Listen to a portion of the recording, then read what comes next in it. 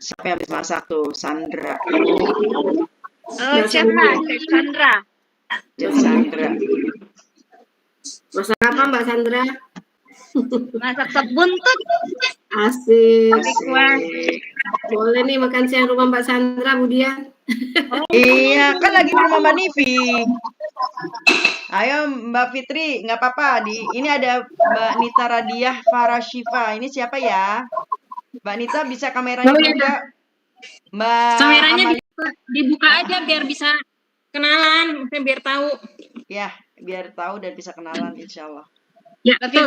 Fitri, ini bajunya udah datang Mbak Fitri. Wes, mantap. Ya, ntar ke sana tak bawain jengkol sekalian. Ya. Assalamualaikum warahmatullahi wabarakatuh. Ayo Mbak Fitri bisa dibuka, nggak apa-apa. Yang lainnya mana? Kita tunggu. Tolong dibuka kameranya teman-teman. Kita cuman semua perempuan kok, insya Allah. Iya. Bismillahirrahmanirrahim. Dibuka ya. Ya baik, silakan. Bismillahirrahmanirrahim. Alhamdulillahirabbil alamin. Baik, untuk memanfaatkan waktu biar lebih optimal, mari kita buka momen talk pagi ini dengan bersama-sama membaca basmalah. Bismillahirrahmanirrahim. Robbi sholli sodri wa yassirli amri wahlul 'uqdatam min lisani yafqahu qawli. Robbi zidni ilman warzuqni fahman. Baik, tema pagi ini ketika wanita berbisnis, insya Allah akan disampaikan oleh Ibu Feni Syamsia SPD. Beliau tinggal di Jalan Bangka 4, Jaksel. Wow, sudah punya 7 anak dan 2 cucu. Aktivitas mompreneur di British Propolis, guru SMP paket C, juga membina ibu-ibu majelis taklim dari tahun 2002 sampai dengan sekarang. Masya Allah, tabarakallah. Baik, kepada Ibu Feni kami persilakan, mangga. Ya, bismillahirrahmanirrahim. Assalamualaikum warahmatullahi wabarakatuh. Waalaikumsalam warahmatullahi wabarakatuh. Sebelumnya apakah suara saya terdengar dengan jelas dan penampakannya ada ya? Alhamdulillah ada. Alhamdulillah. Rekor juga udah berjalan nih, udah berjalan. Nanti rekornya bisa dimasukin ke YouTube. Masya Allah. Ya. Kita yang hadir baru 7 orang ini ya. Mbak Nita, Mbak Amelia, Mbak Lucy ya, Mbak Lucy Amanda baru bergabung. Iya ini. Mbak Nita sama Mbak Amelia boleh sama Mbak Lucy. Saya ini tipe ini ya, visual. Sangat-sangat nyaman kalau bertatap muka ya, saling melihat gitu. Jadi kalau tidak keberatan Mbak Lucy, Mbak Amelia, Mbak Nita boleh on kamera. Ya, terima kasih. Alhamdulillah. Alhamdulillahirabbil alamin. Wassalatu wassalamu ala asrofil anbiya'i wal mursalin wa ala alihi wa sahbihi ajma'in. Asyhadu an la ilaha illallah wa asyhadu anna Muhammadan abduhu wa rasuluhu la nabiyya ba'da. Rabbi shrah li sadri wa yassir li amri wahlul 'uqdatam min lisani yafqahu qawli. Alhamdulillah, teman-teman semua, semata-mata hanya karena rahmat dan karunia Allah ya hari ini kita bisa bersilaturahim ya di majelis ilmu insyaallah ya. Semoga kehadiran kita di sini, bertemunya kita di sini dicatat oleh Allah sebagai amal soleh yang nantinya mampu atau bisa menjadi pemberat timbangan kita di yaumil akhir. Dan semoga Allah ridho dengan aktivitas kita mulai pagi hari ini nanti sampai dengan selesai ya. Amin. Kita sampai jam berapa nih Mbak Dian? sampai 11.30. 11.30. Ya kalau ada pertanyaan-pertanyaan pasti biasanya lewat sih. Biasanya lewat kalau ya. Kalau sama-sama kita ketahui ya insya Allah ketika di suatu majelis dibacakan ayat-ayat Allah atau juga yang dibahas adalah kebaikan, kebenaran, insya Allah di situ juga malaikat akan hadir dan menaungi. Semoga majelis kita pagi hari ini pun meraih ridho Allah dan didoakan oleh para malaikat. Amin. Amin ya Rabbal Alamin. Oke. Ya, selamat datang yang baru bergabung, Mbak Ellen ya.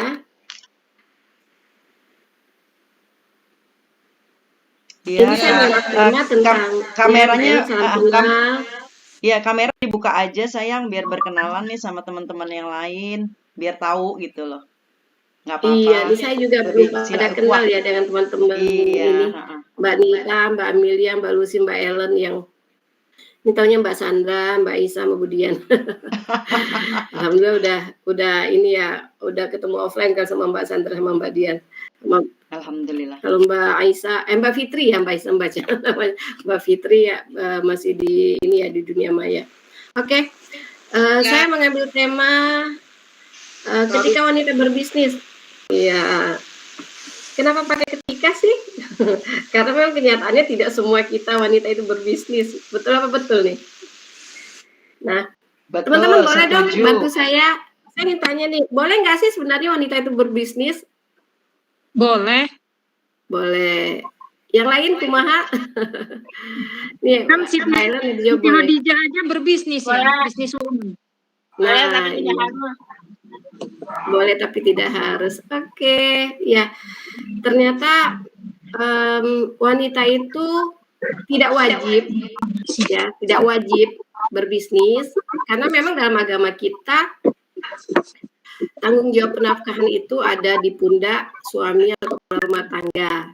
Nah, itu poinnya ya. Jadi tidak wajib. Tapi ketika mau, boleh nggak sih?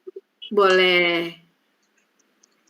Contoh dari ibunda kita Khadijah radhiyallahu anha, beliau adalah seorang businesswoman yang sukses ya. Jadi pebisnis sukses dari kalangan wanita itu ibunda Khadijah ya, salah satunya ibunda Khadijah ketika itu menjadi teladan bagi kita bahwa bisnis itu tidak dilarang bagi kaum muslimah ya, bagi wanita beriman tidak dilarang untuk berbisnis. Nah, jadi kita sudah ibaratnya mengantongi izin ya dari segi syariat gitu, kita sudah mengantongi izin. Tambah lagi kalau nanti kita tambahkan niatnya untuk ittiba'ur Rasul, karena Rasulullah dia memang seorang pebisnis ulung ya. Kalau dilihat dari kurun waktu beliau hidup, itu justru dakwah antara waktu berdakwah dengan beliau memulai bisnisnya dari usia 10 tahun masih kecil menjadi penggembala kambing itu kurun waktu yang cukup lama. Jadi lebih lama beliau menjadi seorang pebisnis. Nah, ketika sudah berdakwah, mensyiarkan nilai-nilai Islam atau agama Islam, itu memang sudah nggak ada waktu lagi gitu ya. Bahkan dicontohkan hartanya habis untuk mensupport atau membackup dakwah Islam gitu. Nah, jadi teman-teman semua, satu poin ya kita dapat bahwa kita boleh berbisnis. Lalu saya mau tanya lagi nih, kita interaktif biar nggak ngantuk ya, biar nggak bete. Ya, siap. Kalau boleh, ya, apa sih yang menyebabkan kita para wanita itu mau berbisnis? Bantu jawab ya. Saya boleh dibantu jawab nih. Atau mungkin latar belakang gitu ya, para wanita itu mau melakukan bisnis gitu. Biasanya Bu, latar belakangnya ekonomi ya.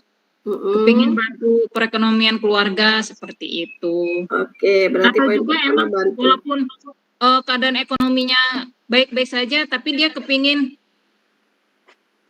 seperti kayak apa, pengen mengembangkan dirinya sendiri gitu loh, pengen istilahnya pengen lebih aktif lagi atau gimana, tapi tanpa meninggalkan kewajiban dia ya sebagai istri, sebagai ibu rumah tangga seperti itu.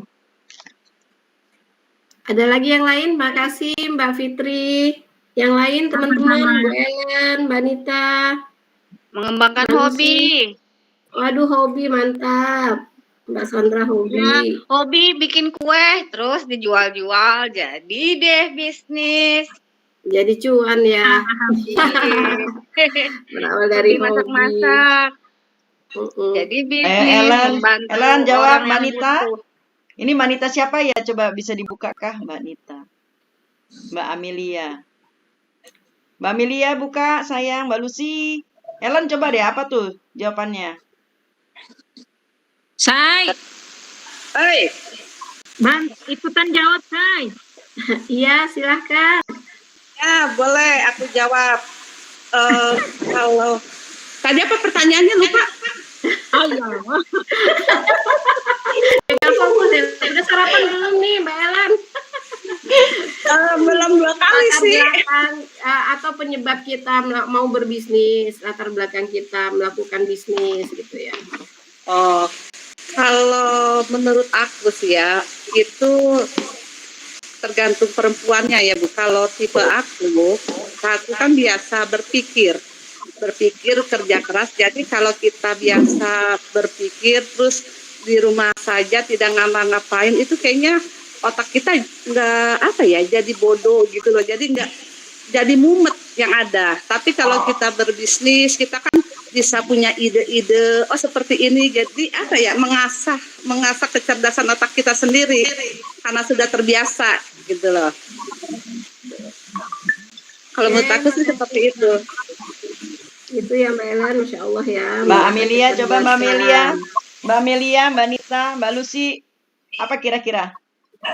Ketika wanita berbisnis, mungkin bisa Apa yang ada melatar insight dari belakangi teman-teman. atau alasan untuk mau berbisnis gitu ya. Ya, ada alasan, ada juga mungkin basically dia punya diri karakter memang jiwanya sebagai business owner gitu ya. Itu ada juga. Ada yang memang karena pola pikirnya terlalu aktif sehingga dia tuh ingin mengeksplor apa yang ada di kepalanya itu untuk mengembangkan menjadi duit. Tadinya nggak ada duit, jadi duit, ada duit gitu loh ya. Tapi semua dasarnya adalah karena butuh sih. Intinya seperti itu. Karena butuh. Butuh cuan ya. Butuh cuan. Intinya adalah butuh cuan. Awalnya di situ. Ya kan? Karena keterbatasan dia bergerak sehingga bagaimana si para wanita-wanita ini bisa menghasilkan uang dalam keadaan kita memang ada di rumah gitu loh ya. Seperti itu. Kan ini judul rahasia income timbangannya dari rumah ya gitu loh. Oh ya, satu lagi. Biasanya kan kalau istri punya penghasilan sendiri itu lebih enak ya kalau mau ngasih saudara gitu. Kan kalau pakai uang sendiri itu lebih bebas gitu. Ya jawab Mbak Amelia, nggak apa-apa tuh. Udah dijawab sama Mbak Amelia tuh tadi. Nggak apa-apa dijawab aja Mbak, monggo. Oh, di teks ya? Human are social dengan add my effort. Oh, Each iya individual katanya can tuh. ya. Manusia kan harus punya Ya, terima usaha. kasih ya Masing-masing teman-teman individu sudah kan itu apa ya mau bantu jawab. Iya, sebenarnya jadi ini ya kalau kita berbisnis tuh jadi karena kita perempuan itu kosakatanya harus dikeluarkan 20.000 kata. Nah, betul. Jadi ini kayaknya suatu peluang untuk melampiaskan apa yang ada kosakata di kepala kita. 20.000 kosakata harus keluar ya. Jadi itu kan kalau kita jual kan otomatis kita bercocomeo ya gitu lah. Dan itu menjadi suatu sarana yang baik untuk daripada kita stres dan depresi, tertekan, tidak bisa mengeluarkan apa yang ada di kepala kita gitu loh. Siap. Masya Allah ya. Baik teman-teman, luar biasa ini ya. Memang ya ketika seseorang memutuskan berbisnis, terutama kita para wanita, kan kita ceritanya wanita, itu punya latar belakang yang berbeda tentunya ya. Karena memang kondisi kita tidak sama ya. Dan jawaban teman-teman tadi ya memang mewakili lah hampir semua latar belakang tersebut ya. Mau bantu ekonomi keluarga ya. Namanya bantu kan berarti bukan berarti nggak ada ya. Ada, tapi mungkin dalam tanda kutip belum memadai atau mungkin belum mencukupi. Lalu ada juga tadi untuk pengembangan diri ya. Jadi mungkin tipe yang banyak ide, kreativitas gitu ya. Jadi bagaimana nih, walaupun sudah berumah tangga, sudah punya suami, sudah punya anak, tetap bisa berkreasi. Lalu hobi nih kata Mbak Sandra tadi ya, hobi. Jadi dari hobi yaitu bisa dikembangkan untuk bisa menghasilkan. Jadi hobi yang menghasilkan, yang bermanfaat gitu ya. Punya hobi masak, bikin catering, hobi bikin kue ya, jadi uang juga. Mungkin juga hobi keterampilan lain ya, kayak merajut, kemudian mute-mute begitu ya. Nah, banyak sekarang bisa jadi suatu karya yang bisa menghasilkan. Lalu ada juga tadi kalau Mbak Dir bilang ya, jiwa bisnis gitu ya, emang punya dorongan dari dalamnya. Ya mungkin ini nggak jauh juga dengan hobi ya, sama. Lalu butuh cuan ya. Lalu lebih enak untuk berbagi seperti Mbak Fitri bilang ya. Lebih enak untuk berbagi karena punya uang sendiri ya, dari jerih payah sendiri, bukan pemberian suami gitu ya. Lalu juga untuk apresiasi ya, karena wanita itu memiliki 20.000 kata yang harus keluar setiap harinya. Kalau nggak keluar hari ini, itu bisa meledak besok harinya. Kata penelitian seperti itu, luar biasa ya. Nah, jadi bagaimana ini jalan-jalan untuk bisa menyalurkan semua itu.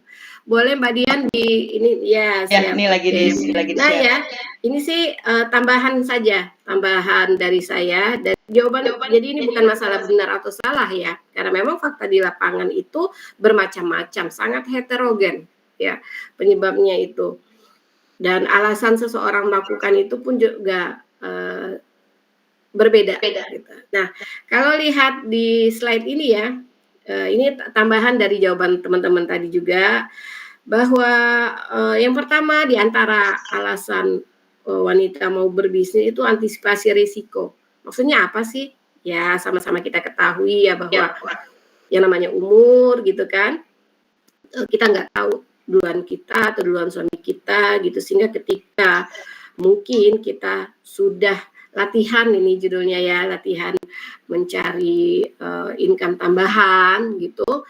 Nah, sehingga nggak begitu shock kalau suatu saat mungkin pasangan kita Allah panggil duluan. Nah, itu maksudnya ya. Jadi antisipasi risiko, atau juga mungkin masih ada di samping kita tapi sakit ya, kita nggak tahu, mungkin ketika nikmat sehat itu Allah ambil sesaat gitu ya, sehingga tulang punggung keluarga, dalam hal ini suami tadi, tidak bisa melaksanakan tugasnya, kewajibannya. Nah, ini termasuk dalam antisipasi resiko yang pertama. Kalau yang kedua apa? Membantu ekonomi keluarga, ya ini sama dengan yang dijawab oleh Mbak Fitri tadi. Lalu membantu meraih impian. Nah, ya jadi membantu meraih impian, ya mungkin masing-masing kita punya impian yang berbeda-beda. Ada yang punya impian, saya pengen umroh ya, atau mungkin saya pengen kurban setiap tahunnya, ya itu bagian dari impian ya. Saya pengen menghajikan, saya pengen juga haji bersama suami, atau mungkin bahkan menghajikan orang tua, ya itu bagian dari impian. Atau yang sifatnya materi, saya ingin punya rumah sendiri, saya pengen punya kendaraan sendiri, itu adalah bagian dari impian yang boleh nggak sih? Ya boleh gitu ya. Karena apa? Ya memang itu adalah bagian dari kebutuhan. Bahkan kalau seperti umroh, haji, mau kurban, itu adalah ibadah yang insya Allah di situ ada keridhaan Allah. Sehingga memang itu harus kita niatkan, ya, harus kita niatkan, harus ada dalam planning hidup kita, gitu ya, bahwa itu memang bagian dari syariat yang semestinya kita lakukan. Sebenarnya kalau untuk masalah kurban, saya jadi cerita ini ya, nggak apa-apa ya. Jadi masalah kurban, teman-teman semua, sebenarnya kita semua itu mampu. Kenapa? Allah itu memberikan syariat itu pasti umatnya itu bisa. Allah sudah paham banget gitu ya. Kita semua ciptaannya. Ya, ketika Allah memberikan syariat A, B, C, D, itu pasti kita tuh mampu. Kadang kita sendiri yang suka mendiskon diri kita, menganggap tidak mampu. Faktanya, sering banyak di medsos sekarang ini ya, udah lama berapa tahun terakhir ini, kita lihat bagaimana seorang pemulung bisa kurban 1 ekor kambing. Bagaimana seorang ya tukang beca, pokoknya artinya apa, dari segi ekonomi ya penghasilan mereka itu jauh di bawah rata-rata. Itu yang kita lihat dengan kasat mata. Tapi pada kenyataannya, fakta yang kita lihat, mereka mampu tuh bisa berkurban 1 ekor sapi, bahkan ada yang 1 ekor kambing. Nah, jadi ini tergantung niat kita, ya, pemahaman kita terhadap agama. Bagaimana niat itu kita wujudkan dengan ikhtiar kita, gitu. Nah, kalau pengalaman saya, teman-teman semua ya, alhamdulillah, dengan ibu-ibu yang bareng-bareng ngaji, gitu ya, itu saya sampaikan bahwa sebenarnya kita bisa. Jadi kita yang kita sendiri sebenarnya yang menganggap diri kita nggak bisa. Terbukti ini sudah jalan 2 tahun ya, alhamdulillah. Jadi ada teman yang ngaji dengan saya, terus di tempat tinggalnya yaitu kalau saya kan dengan teman-teman suruh nabung tiap hari ini ya. Saya bilang kalau sehari kita save 10.000 berarti 1 bulan kan 300.000 ya. 1 bulan 300.000, 10 bulan berarti 3 juta. Betul ya? Nah, dan 10.000 sehari itu insya Allah tidak berat kalau kita niatkan. Terbukti apa? Kita ngasih jajan anak kayaknya lebih dari itu. Ya, itu baru 1 anak. Kalau anak kita 2, 3, nah katakanlah kita mau jajan bakso saja, 1 mangkok nggak ada lah yang 10.000 sekarang ya. 20, 25, belum lagi minumnya dan sebagainya. Sebenarnya kita mampu, anggap saja kita jajan 10.000 disisihkan per hari ya, lalu 10 bulan terkumpul 3 juta, sehingga 3 juta itu sudah bisa dapat 1 ekor kambing. Kalaupun mau cari yang bagus, kita kalau mau nambah itu tinggal dikit lagi lah nambahnya. Atau kalau kita startnya dari bulan Zulhijjah benar nabungnya, itu kan setahun berarti hitungannya. Berarti dapatnya 3.600.000, ya kan? Nah, kalau sehari 10.000, kalau sehari mampu 20.000, kelipatannya berlaku. Nah, alhamdulillah ya teman-teman, teman saya ini di tempat tinggalnya itu memotivasi warga sekitar. Nah, memotivasi warga sekitar untuk apa? Nabung kurban. Nah, sampai 2 tahun ini sudah berjalan, alhamdulillah ya. Pedagang teh poci yang penghasilannya ya hanya 1.000-2.000 rupiah, kuli cuci ya, yang penghasilannya juga nggak seberapa, lalu pedagang kue keliling, ya pokoknya kalau kita lihat dari penghasilan itu ya bahasanya gini, ya buat hidup aja susah, buat makan aja susah gitu, kan kita sering dengar begitu ya. Nah, tapi ketika pemahaman itu hadir, saya pengen berkurban, insya Allah saya bisa. Caranya apa? Itu tadi, nabung. Itu suka-suka mereka, ada yang 5.000, ada yang 10.000, ada yang 20.000 ya, terserah mereka, kita tidak patok. Nah, teman saya tadi ngider, jadi kasih buku tabungan, ngider, disimpenin. Alhamdulillah sudah berjalan 2 tahun gitu ya. Masya Allah, tahun ini kemarin itu dapat 4 atau 5 ekor sapi gitu. Dan mereka begitu terharunya, ya Allah ternyata saya bisa berkurban. Ya, Masya Allah. Nah, kembali ke sini, jadi sharing kurban ini ya.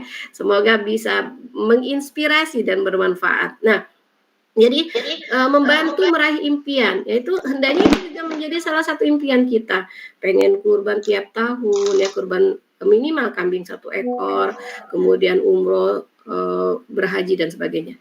Lalu yang keempat, bisa mengapresiasi diri sendiri. Ya, bisa mengapresiasi diri sendiri. Jadi seperti yang sampaikan tadi juga ya, bagaimana mungkin kalau di rumah saja dengan rutinitas sehari-hari gitu ya, kita bisa bete gitu ya, pikiran buntu gitu, kemudian mungkin ide-ide tidak tersalurkan. Nah, dengan berbisnis ya kita bisa menyalurkan ide-ide atau kreativitas yang kita miliki.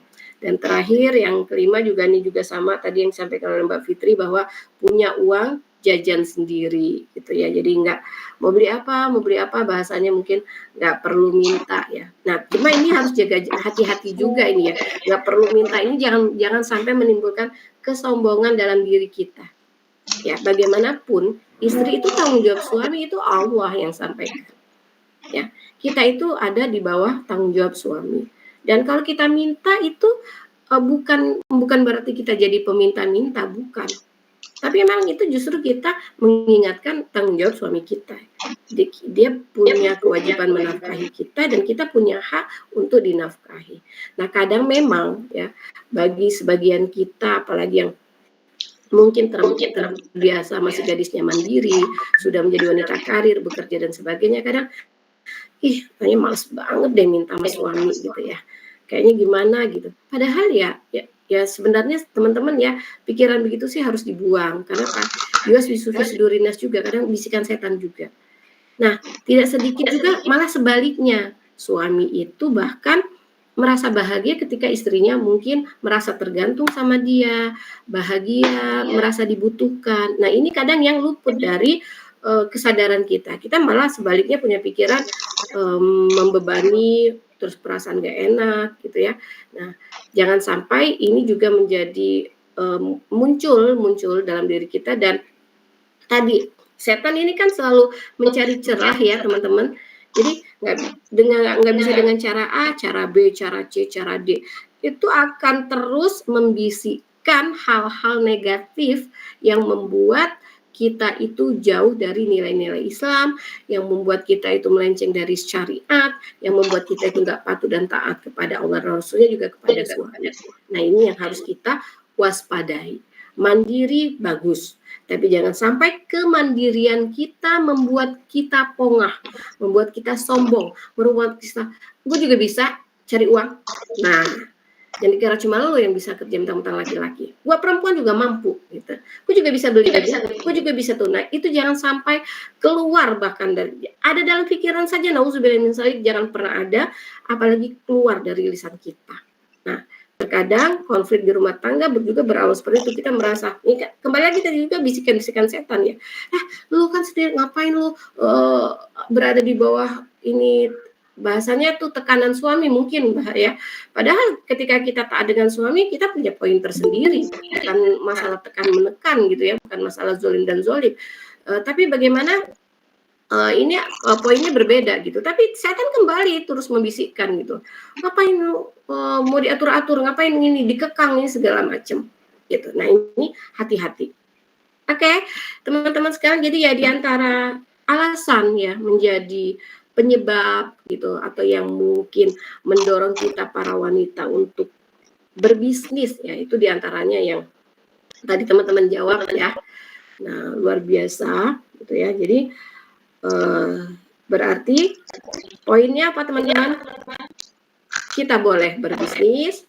Yang kedua, hati-hati ya dengan alasan ini tadi, jangan sampai malah membuat apa ya, kita itu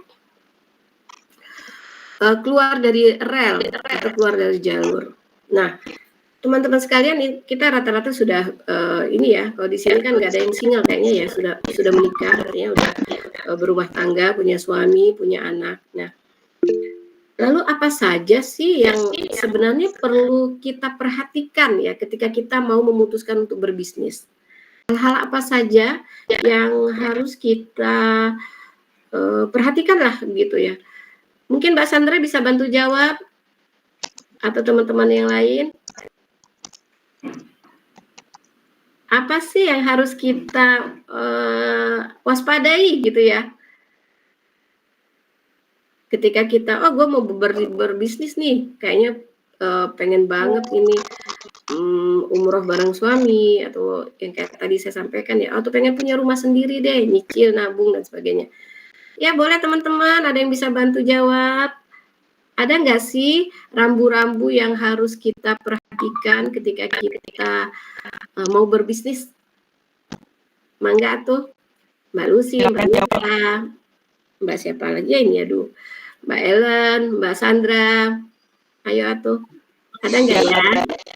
Atau nggak ada jawabannya nggak sih? Pertanyaan ada apa tidak ada? Kalau ada apa gitu? Oh iya, Kak. Pertama apa? Kehalalan. Oh, kehalalan ya, hukum berdagang sesuai syariah dan Islam. Yang rambu-rambu yang harus dipahami. Ya, sama no. Kezoliman. Ya, Mbak Sandra masih ada? Finansial reportnya, keuangannya, diperhatikan cash flow-nya. Masih ada Mbak Sandra? Sudah. Udah, yang lain boleh. Kalau ada yang mau menambahkan, silakan.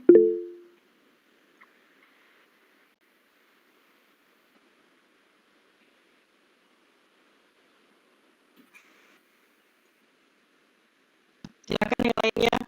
Jadi intinya kita berjualan itu harus sesuai dengan syariat Islam. No goror, no maisir, no riba.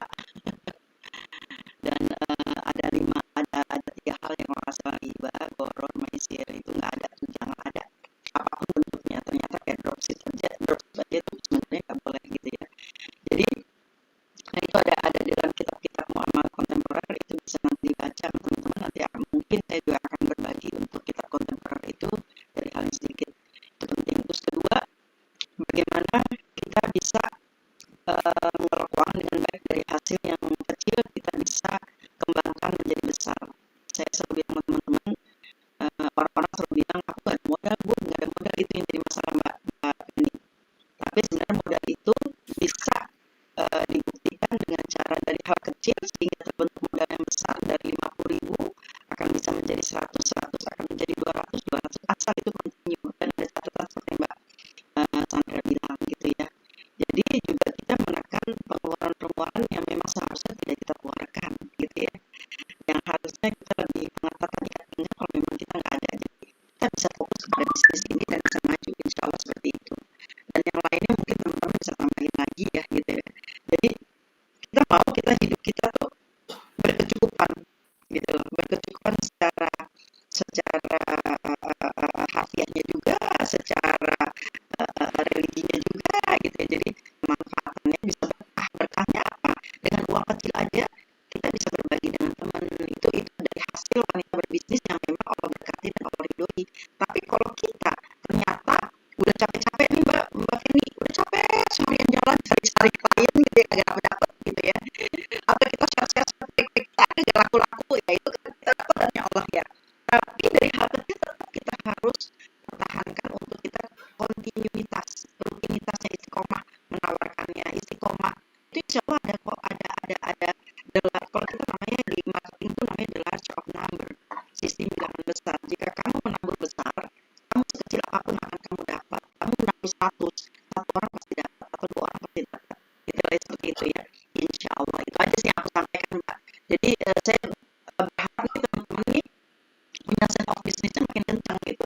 Kita semua karyawan, saya tadi karyawan, tapi ternyata harus independen ya. Sudah ada masanya nggak jadi karyawan lagi, ada masanya kita mungkin pasangan hidup kita meninggal, ada masanya mungkin pasangan hidup kita selingkuh, ada masanya butuh uang yang lebih dari kita punya. Nah itu kita bisa melakukan bisnis insya Allah. Semoga Allah ridho. Itu aja sih. Cuma yang lain teman-teman.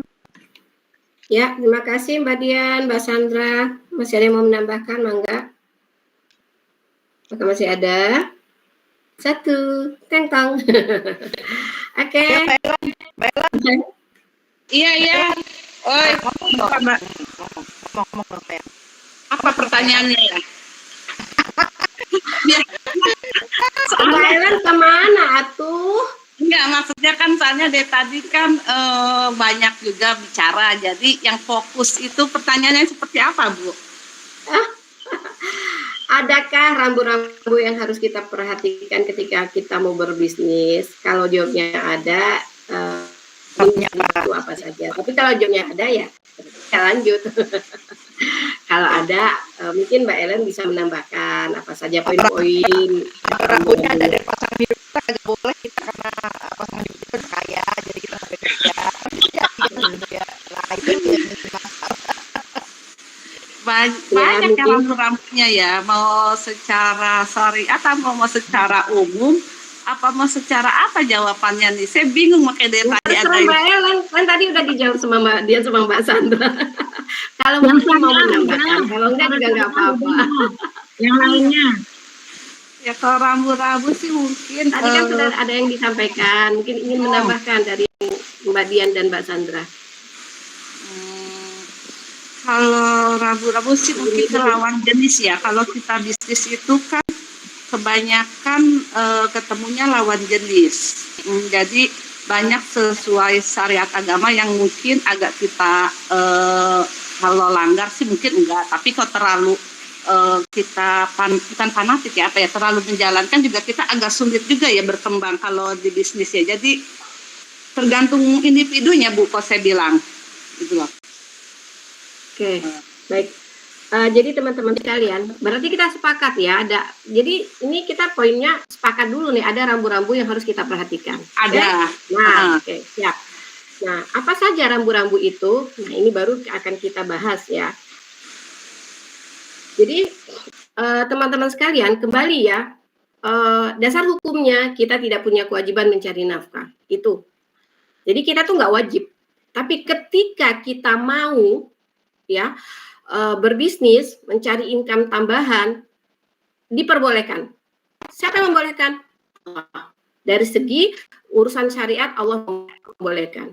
Nah, hanya saja bagi kita yang sudah memiliki suami, ya, dalam hal ini poin pentingnya izin suami. Ya, tadi dikatakan tidak melanggar syariat. Ini bagian dari tidak melanggar syariat justru. Ya, jadi seorang istri itu mau ngapa-ngapain memang harus izin suami, gitu ya.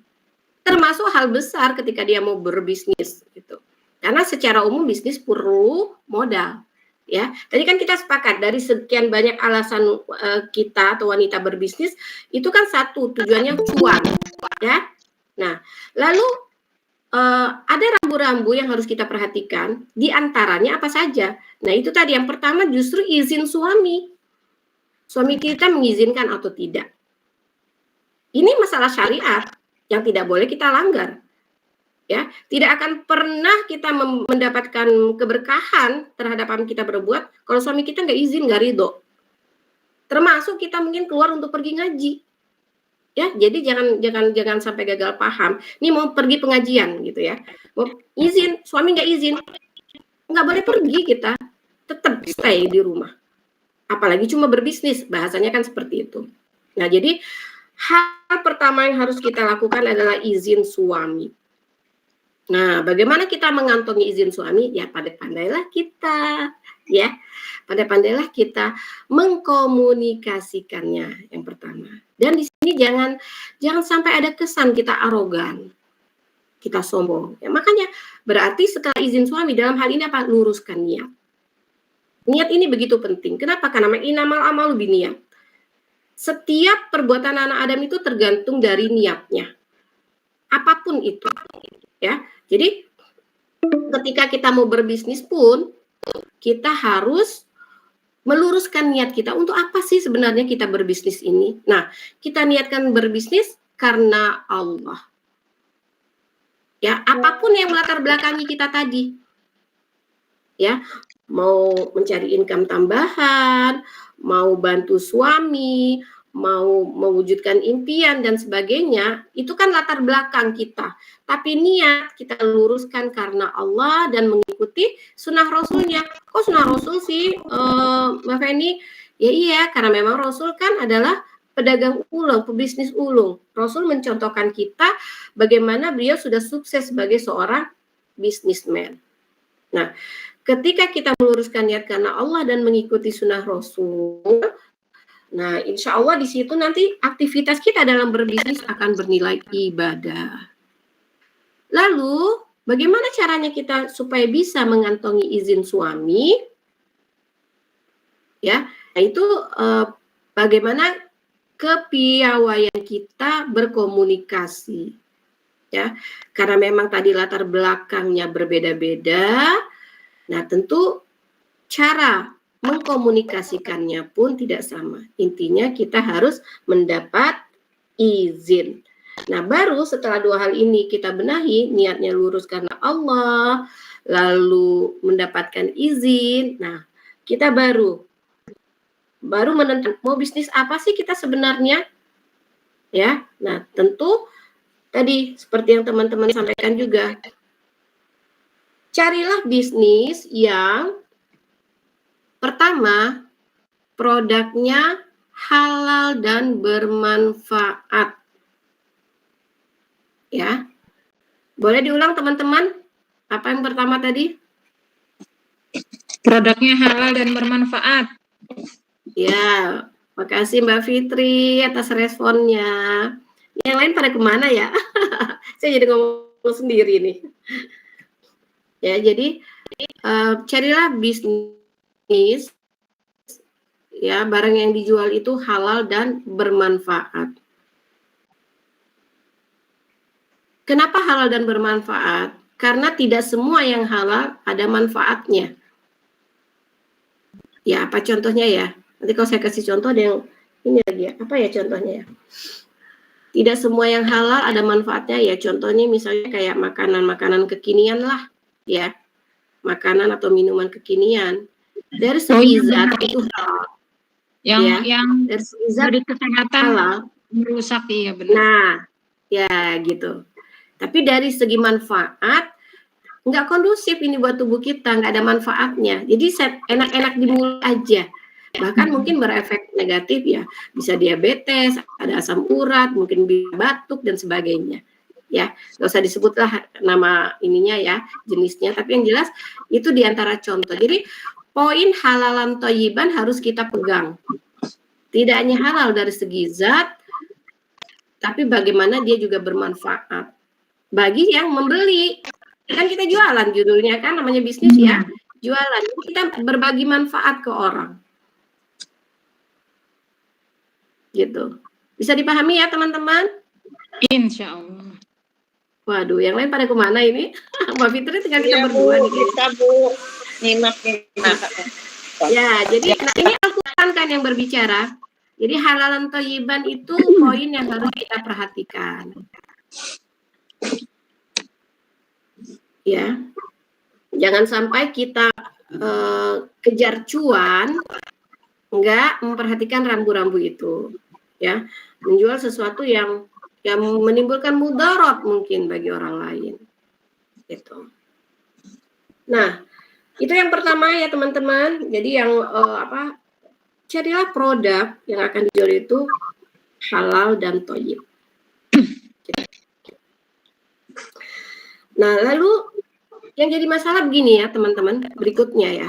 Kan kita udah lurusin niat, mengantongi izin suami gitu ya. Nah, kita kan pengen dapat cuan judulnya mau berbisnis.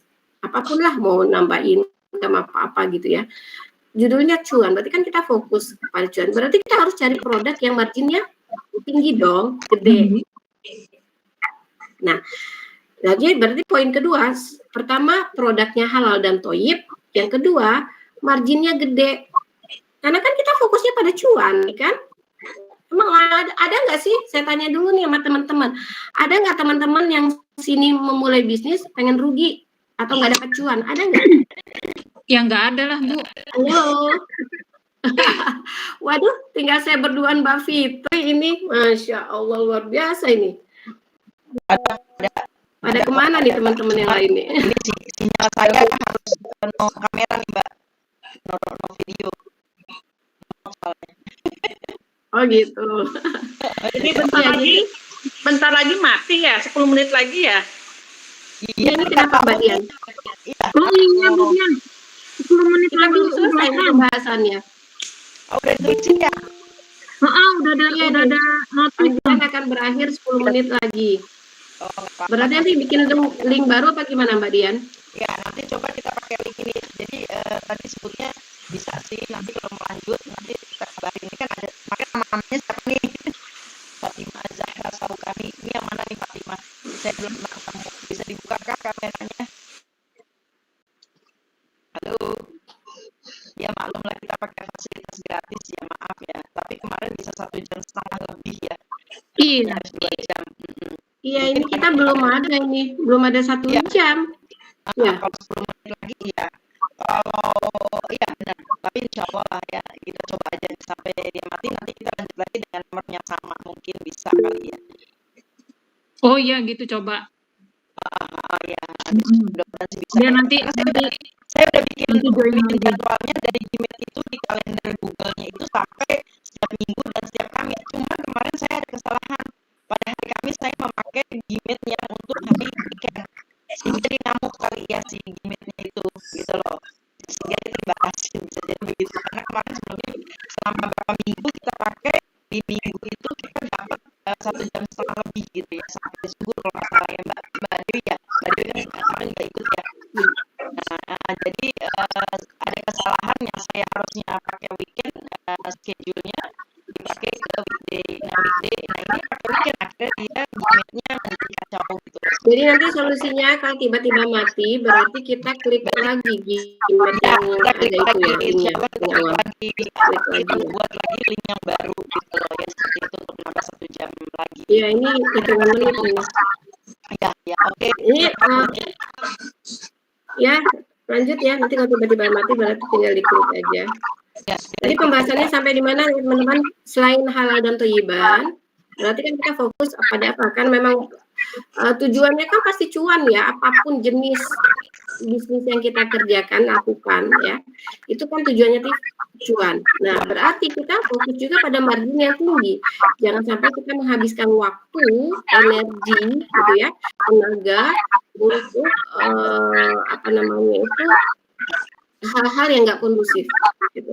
Sementara dari segi market kecil yang kita dapatkan.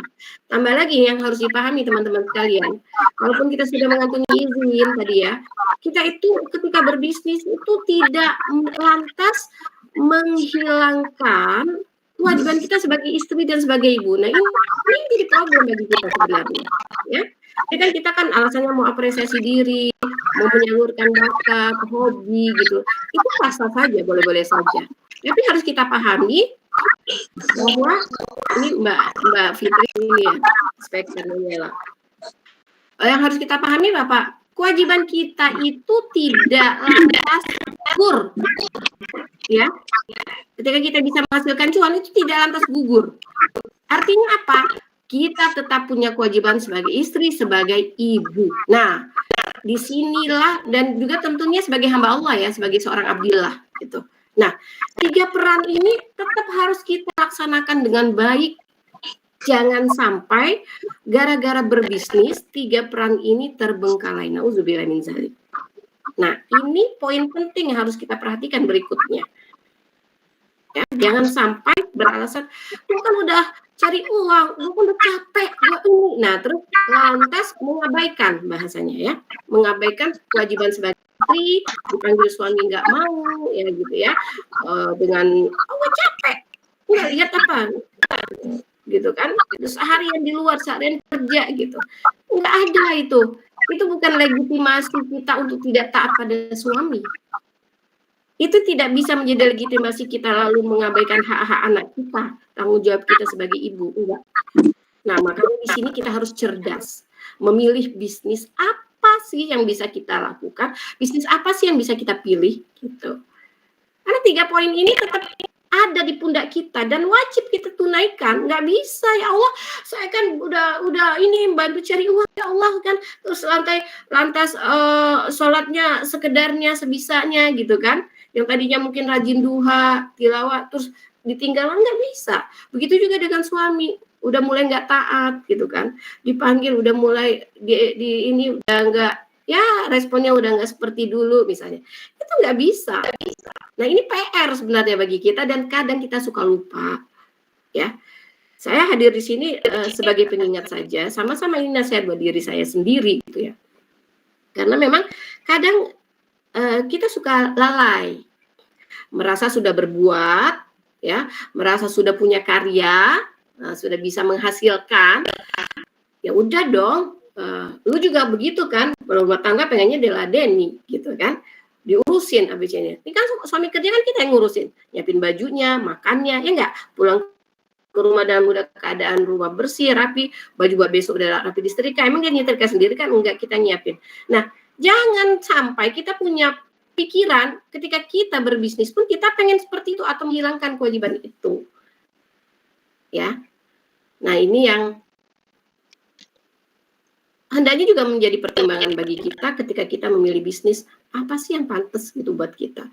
Nah, teman, saya kalau boleh sharing ya, saya memulai bisnis yang apa ya, itu ya, kalau boleh saya ingat itu yang fokus ini itu tahun 2002 ya, 2002 itu saya sudah mengajar, sudah punya anak 4 ya. Nah itu saya pilih bisnis apa? Waktu itu saya mainnya di buku teman-teman, ya di buku. Jadi saya ya di satu penerbit yang teman-teman pasti udah kenal lah, Mizan ya. Jadi kenapa saya pilih? Karena saya lihat buku ini manfaatnya begitu banyak. Ya, buku itu jendela ilmu. Buku ini justru tahan amal juga bagi saya, gitu ya. Ketika kita minim ilmu, kita menjadi fasilitator, menjadi wasilah orang untuk mendapatkan ilmu. Kan kata Nabi apa? Barang siapa menunjukkan jalan untuk mendapatkan ilmu atau kebaikan, maka kita akan mendapat pahala sebagaimana yang dilakukan oleh orang tersebut. Nah, itu saya memilih buku itu tadi. Pertama, di sana tidak ada produksi, bukunya ready toh. Ya, saya nggak perlu ngarang buku dulu, nggak perlu nyetak ke penerbit, ya kan, nggak perlu mikir biaya produksi, biaya cetakan, biaya segala macam. Buku udah ready. Nah, saya lihat bukunya bagus ya. Terus ya semua kita sepakat ya, sepakat kalau buku itu bagus ya. Nah, ya insya Allah apalagi kalau memang isinya nilai Islam gitu. Nah, itu yang membuat saya memutuskan ketika itu untuk mau bagian dari BA-nya Book Advisor dari PT itu gitu ya. Nah, jadi produk sudah ready sehingga saya nggak perlu capek produksi. Saya tinggal fokus pada marketing, fokus pada pemasaran gitu. Ya, dan di sini saya sangat-sangat meminimalisir atau nol, tidak ada kerugian yang akan saya dapatkan. Mohon maaf ya teman-teman, kalau kita memilih bisnis kuliner, ya, ini sharing ya, saya tidak memojokkan siapapun, tidak mendiskreditkan si A, si B, si C, enggak. Tapi bagaimana kita buka mindset saja. Kita kan tadi udah sepakat, bisnis fokusnya kita dapat cuan.